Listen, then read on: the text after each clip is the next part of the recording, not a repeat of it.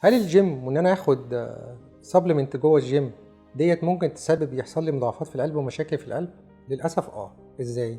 اول حاجه، المفروض ان انت لما بتيجي بتتدرب على ايد حد متخصص عشان يخلي حجم العضلات يكون متناسب مع طولك وحجم جسمك. ازاي؟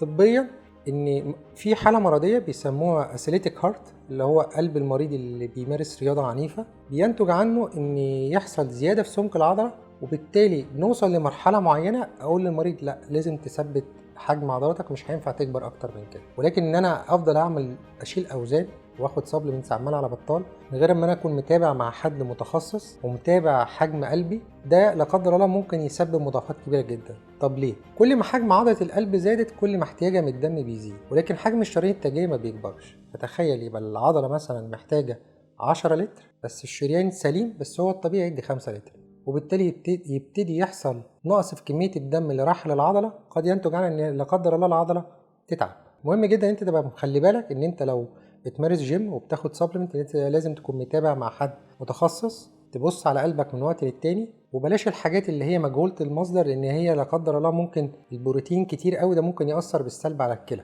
فما تاخدش عمال على بطال اي حاجه، وتابع من وقت للتاني.